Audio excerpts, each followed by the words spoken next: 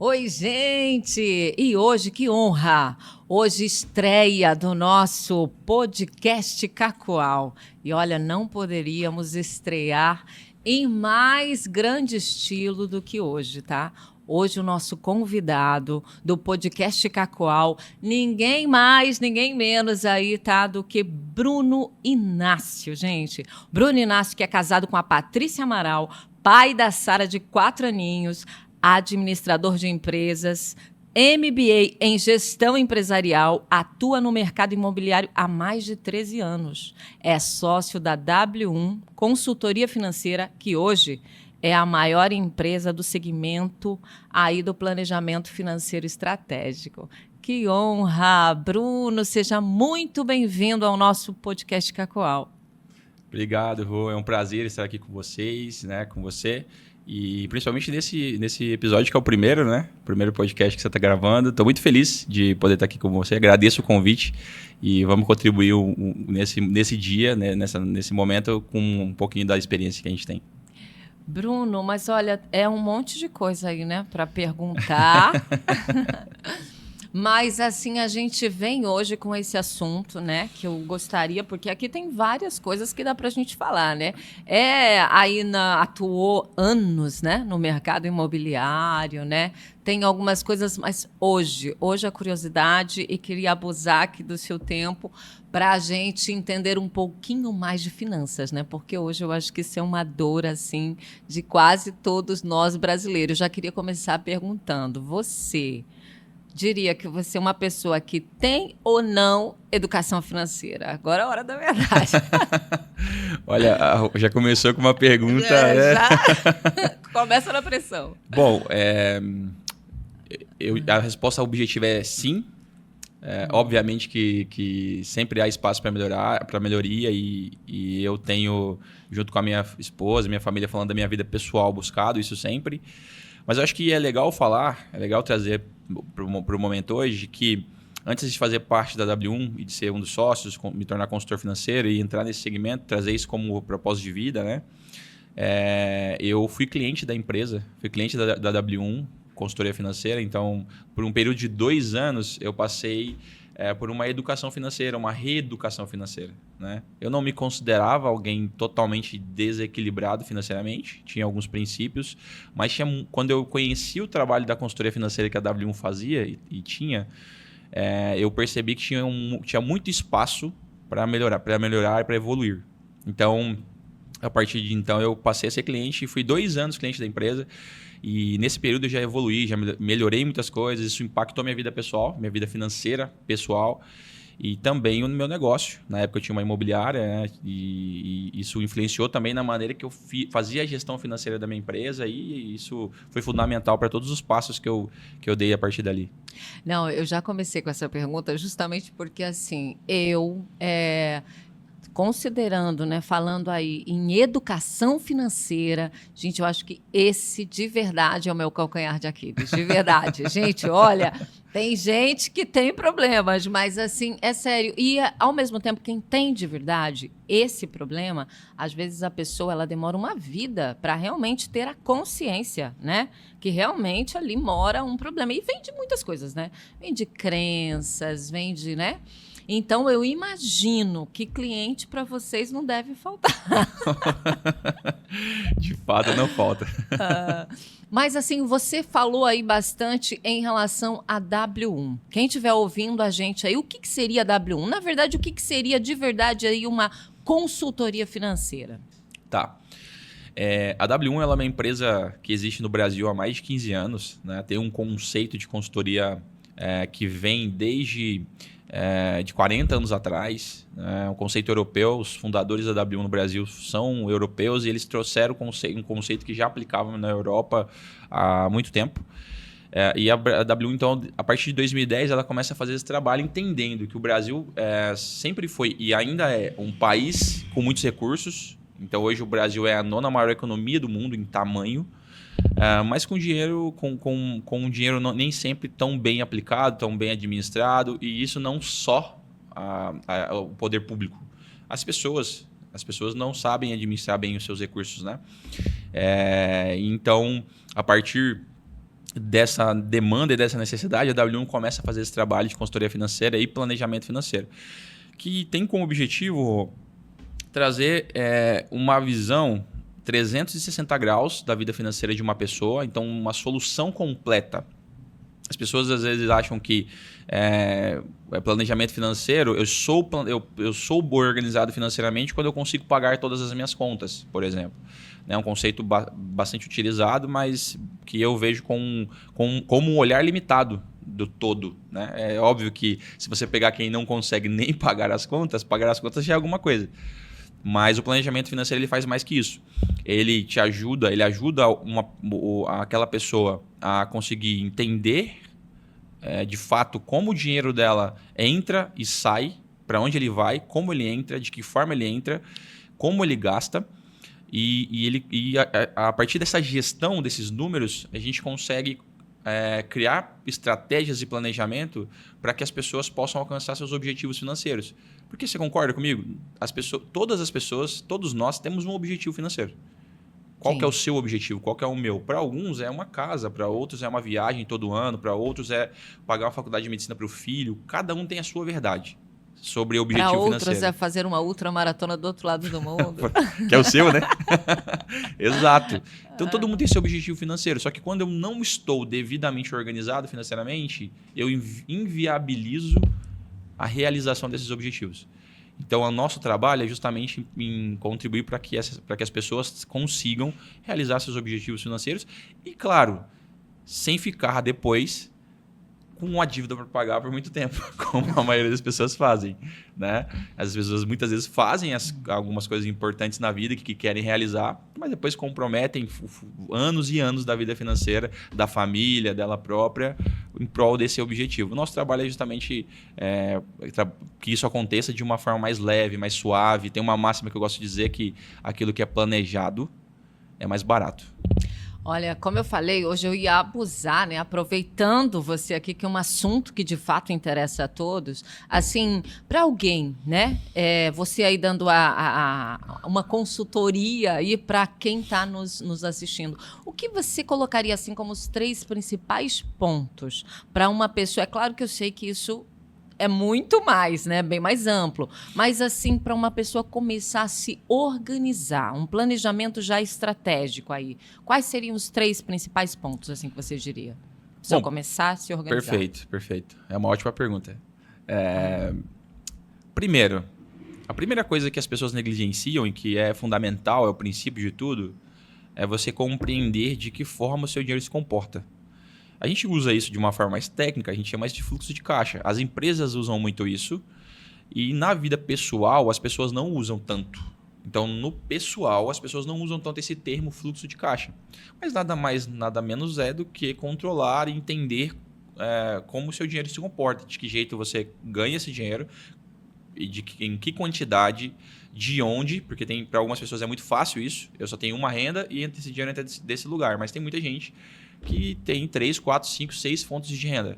Então, de que forma esse dinheiro entra, de onde eu recebo e para onde vai o meu dinheiro. A maior dificuldade das pessoas, normalmente, é controlar aquilo que é o custo variável, que são os gastos variáveis. Porque você não se confunde de quanto você paga de aluguel, por exemplo, de quanto você paga de financiamento de um imóvel. São pagamentos fixos, valores fixos. Mas quanto que eu gasto de mercado? Quanto eu gasto com alimentação? Quanto eu gasto de combustível? Tem gente que é muito comum para a gente pegar pessoas, por exemplo, que acham que gastam R$500 de alimentação por mês e gastam R$1.000. E não tem ideia desse número. Acham que sabem, mas não sabem. Então, o primeiro fundamento é esse.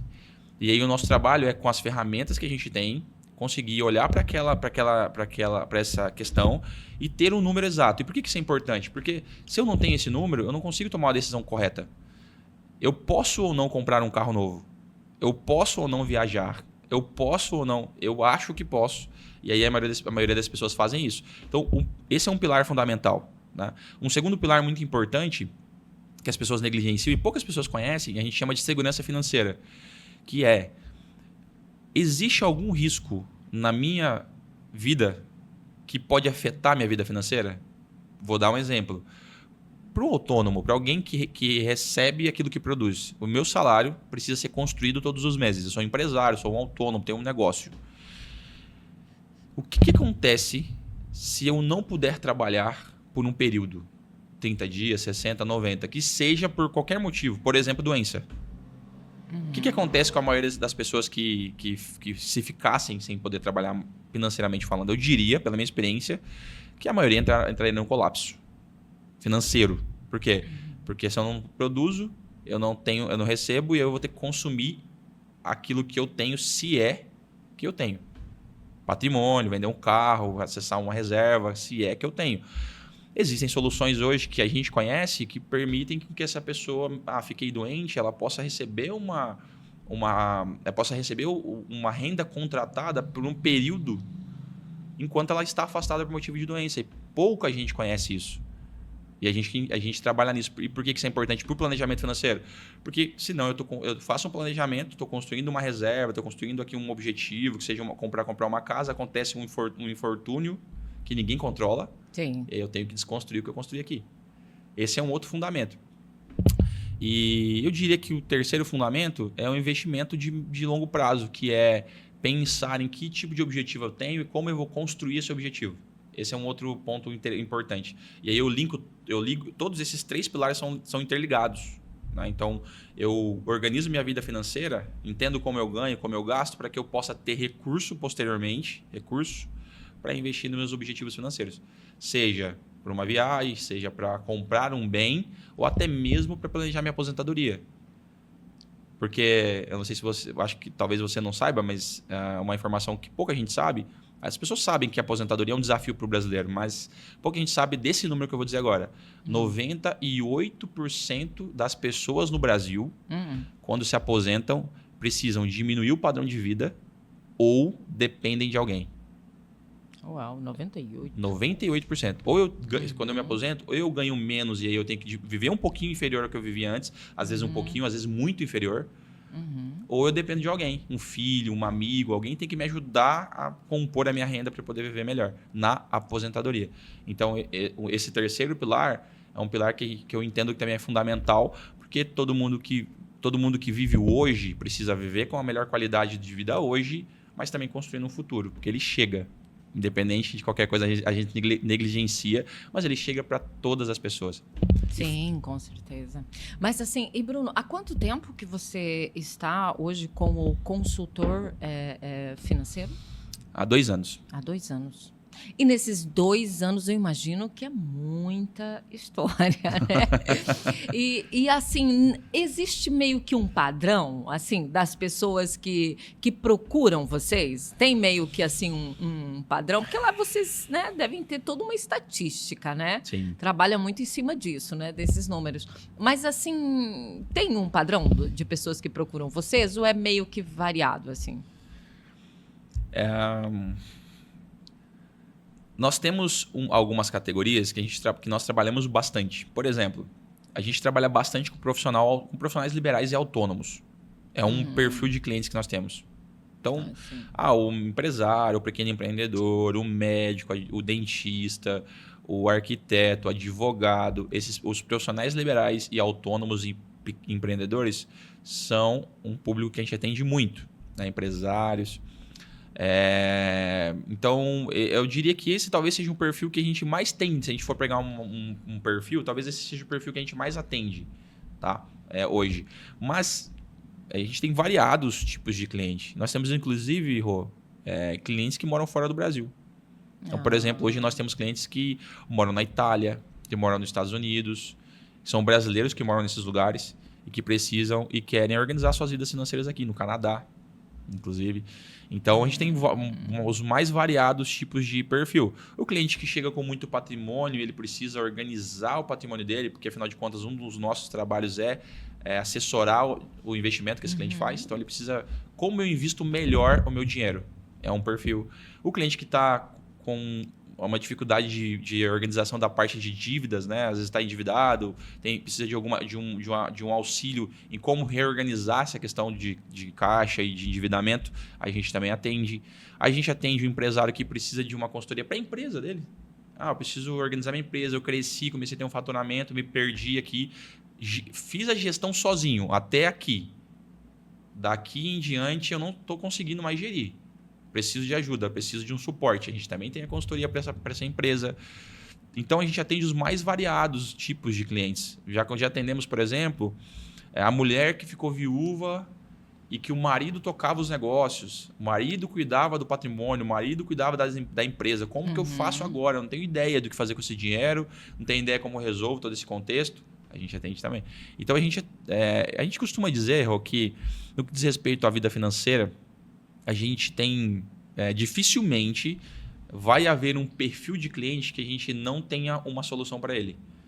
Então, a gente atende muito esse perfil que eu falei inicialmente, mas a gente alcança muitas pessoas nos mais diversos tipos de situações, porque, afinal de contas, um dos princípios que a gente carrega na nossa empresa e no nosso planejamento financeiro é que o nosso planejamento, a consultoria, ela é personalizada, ela é customizada, então ela é sob medida para o perfil e para a realidade financeira daquela pessoa. Top.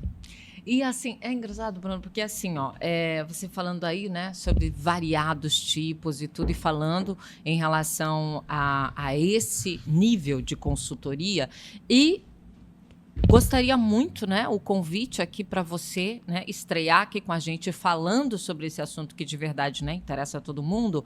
E também, assim, quando alguém pensa em Cacoal, tipo assim, mas Cacoal tem uma consultoria financeira a esse nível, né? E há quanto tempo? Como que é essa história dessa consultoria, dessa empresa, né, que a gente vê aí, muita tecnologia também envolvida, muita coisa, em Cacoal. Como que foi esse início aí em Cacoal? A história é curiosa. Na pandemia, a W1, ela até aquele momento, ela estava totalmente concentrada em São Paulo e Sudeste. E na pandemia, quando todos os escritórios fecharam, a W1 começou, como muitas empresas naquele momento, né? Acho que você acompanhou isso, as pessoas acompanharam esse movimento. Muitas empresas precisaram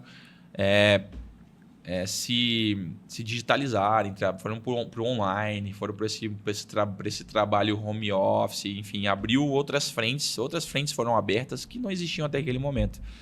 E a W1 também fez isso, ela também teve que fazer isso. Então, ela desenvolveu uma tecnologia para poder atender o cliente de forma remota, porque ela ainda não tinha isso de forma consolidada. E, por consequência, ela permitiu com que o consultor atendesse também de forma remota e trabalhasse remotamente. E aí, nesse movimento todo que a W1 fez, ela encontrou, então, o estado de Rondônia.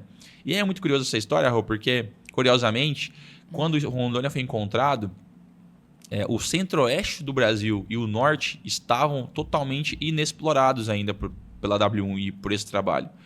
Então, quando a W1 começou aqui em Cacoal foi a primeira cidade do centro-oeste e norte do Brasil a ter um trabalho de consultoria financeira da W1, que é a maior empresa do Brasil no segmento.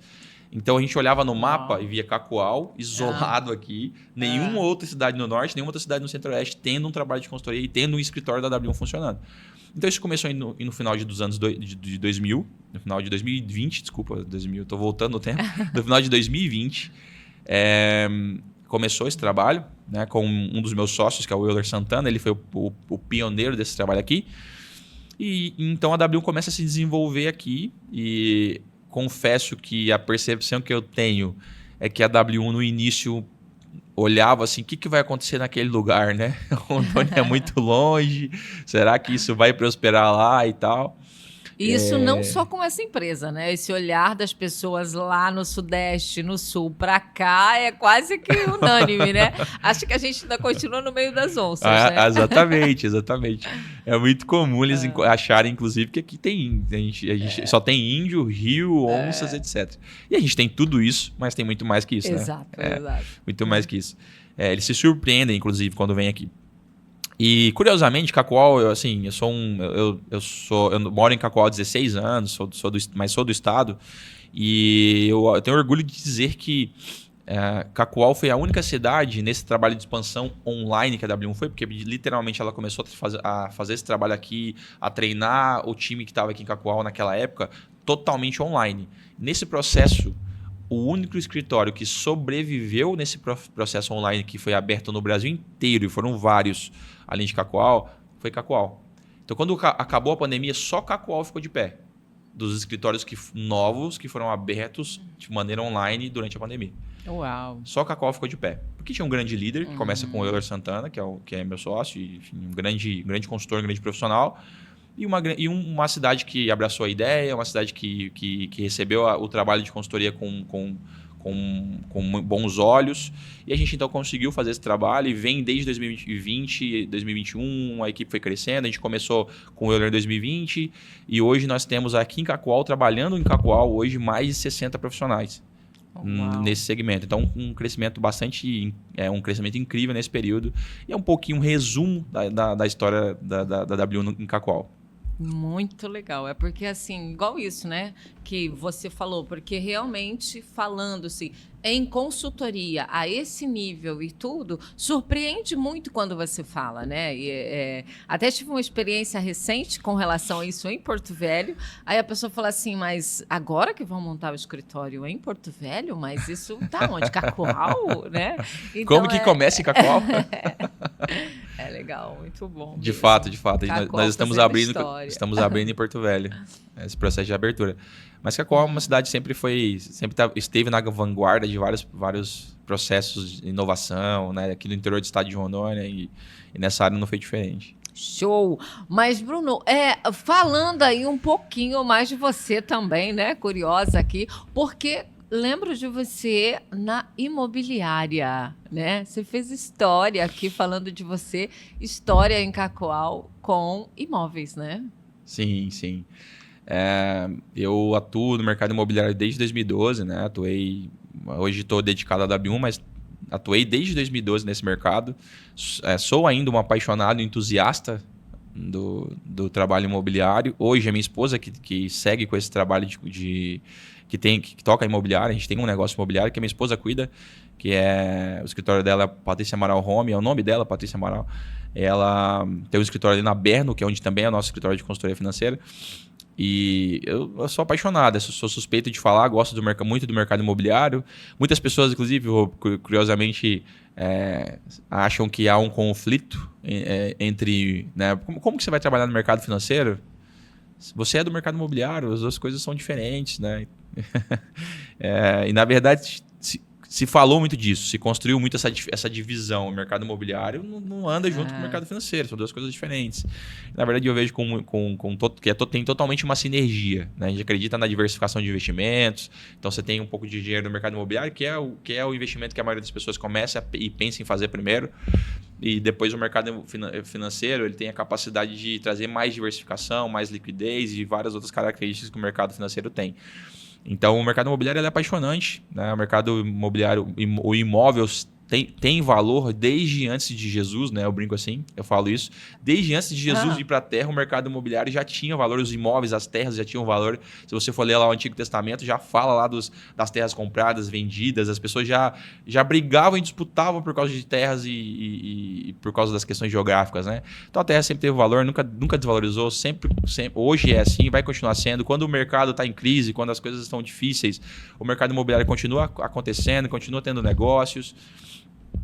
As pessoas continuam sonhando em ter a casa própria, continuam acreditando que o imóvel é um bom investimento.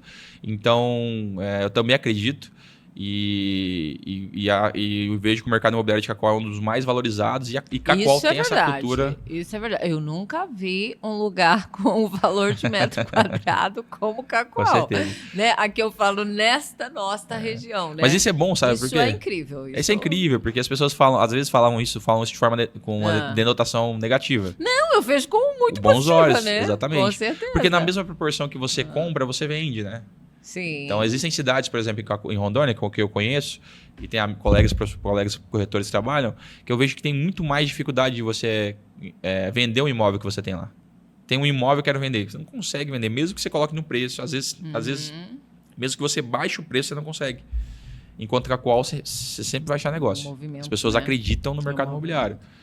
Mas sabe uma coisa que eu achei super interessante que você falou em relação assim, a essa valorização do mercado imobiliário há muitos anos atrás? É engraçado como algumas coisas tratando também do mercado aí de finanças, do financeiro, que a gente acha que é muita novidade agora e que são coisas que nasceram há muito tempo atrás. Eu, por exemplo, me surpreendi muito quando falaram que as primeiras organizações sobre hold Elas começaram lá atrás, há muitos anos, né? Sendo que hoje, às vezes você senta com um empresário que você julga ele atualizado, né? E você vai falar sobre hold, ele não sabe nada de hold, né? E quando você para e faz uma análise, lá atrás isso já existia, né? Eu também não tinha essa informação para mim é muito recente. A holding ela é uma ferramenta, inclusive uma das ferramentas que a gente trabalha também na nossa empresa. E por que a holding faz sentido? Todos os nossos negócios, eles têm sinergia, eles têm uma correlação. Nós não trabalhamos em nenhum segmento, falando como W1 Consultoria Financeira, nós não trabalhamos em nenhum segmento que não tem ligação com o segmento principal. Então, a gente começou com a consultoria financeira pessoal, foi o primeiro negócio. Como que a gente fazia? Ajudar as pessoas a se organizarem financeiramente. Só que dentro desse negócio, a gente se deparava, por exemplo, com as pessoas que tinham lá um patrimônio muito grande e queriam começar a organizar uma sucessão patrimonial. Poucas pessoas conhecem esse termo, sucessão patrimonial. O que é sucessão patrimonial? Todas as pessoas têm que fazer isso. Se você tem uma casa, se você tem uma moto, se você tem um carro e você faltar, esse patrimônio vai para os seus sucessores. Isso é sucessão patrimonial. Então, quando a gente fala de planejamento sucessório, é pensar como eu quero facilitar ou não que os meus herdeiros ou que os meus sucessores acessem o patrimônio que eu tenho hoje. Pouca gente sabe. Mas de 20% a 30% do seu patrimônio dilui, ou seja, ele deixa de existir numa sucessão patrimonial. Então você tem um imóvel, vários imóveis que juntos somam R$1 milhão, por exemplo. Sim. 2 milhões, 3 milhões. Vamos fazer uma conta simples, R$1 milhão. Se você faltar hoje para o seu sucessor acessar o seu patrimônio, ele vai, esse inventário vai custar entre 200 a 300 mil reais. Uau. Detalhe, isso é dinheiro, você precisa ter a liquidez para fazer isso. Então a gente se vê num problema, porque qual que é o problema da maioria das pessoas? Muita gente que está ouvindo a gente vai se identificar com isso que eu vou falar agora. O pai tinha um patrimônio de 1 milhão, 2 milhões, 3 milhões de reais, mas não tinha dinheiro, não tinha liquidez. Certo? Quando morreu, os herdeiros, os filhos precisavam acessar esse patrimônio, precisavam fazer um inventário. Só que agora, para fazer um inventário, custa 200, 300, 400, 500 mil reais em dinheiro. Eu preciso ter o dinheiro na conta, ir lá e pagar. Para poder fazer a sucessão, terminar o inventário, transferir para o nome e acessar o patrimônio. E aí, depois disso, eu consigo vender esse imóvel e liquidar e tal. Pouquíssimas pessoas se organizam e estão preparadas para isso. Tanto os herdeiros, pouquíssimos herdeiros estão preparados para ter esse recurso disponível, como também os próprios donos dos patrimônios, aqueles que deixam o patrimônio, né? Eles também não estão preparados, eles também não preparam os seus sucessores. Então, a holding ela vem para resolver isso de forma definitiva.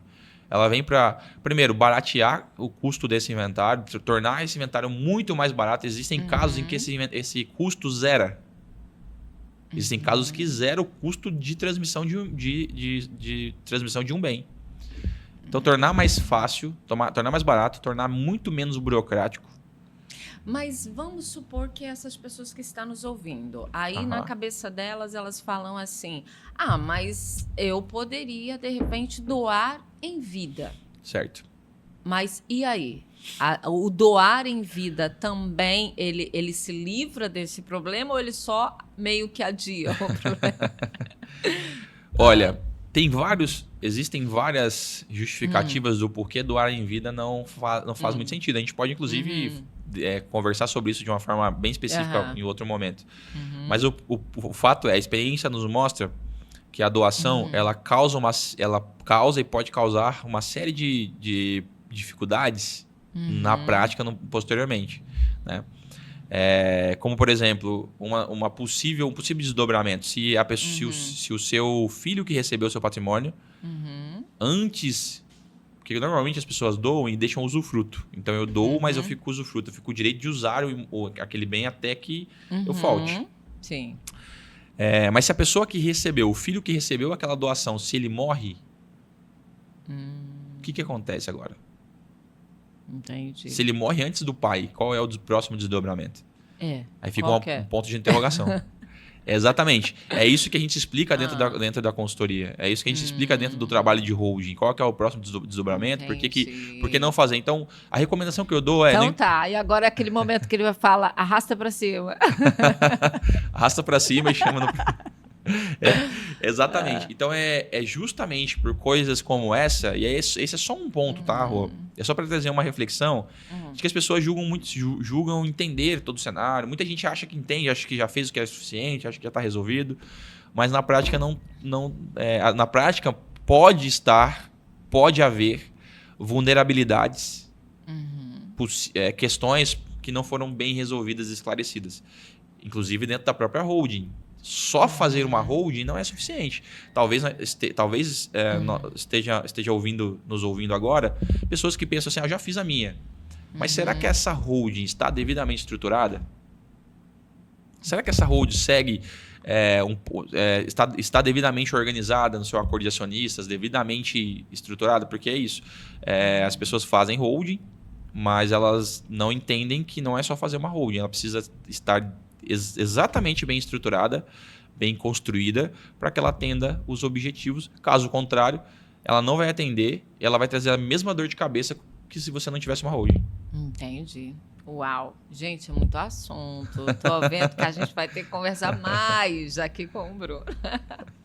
Mas assim, Bruno, e também em relação a tudo isso aí acontecendo no mercado, né, aí das finanças, e tudo com relação à tecnologia, né? Porque tudo hoje é inteligência artificial e tudo tem muita tecnologia. Isso também está atrelado a tudo que hoje vocês oferecem ao mercado financeiro também?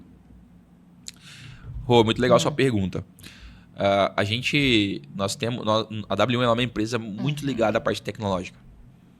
Muito ligada à parte tecnológica.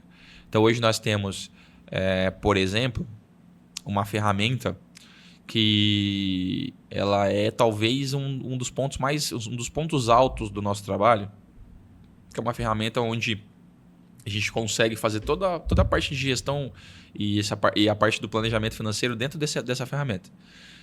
Então hoje, por exemplo, o meu cliente, o nosso cliente, o cliente que tem a consultoria, ele consegue, se você perguntar para ele assim, se eu te perguntar assim, Rô, agora, nesse momento, Rô, quanto você gastou mês passado com o mercado? Você conseguiria me responder? Não.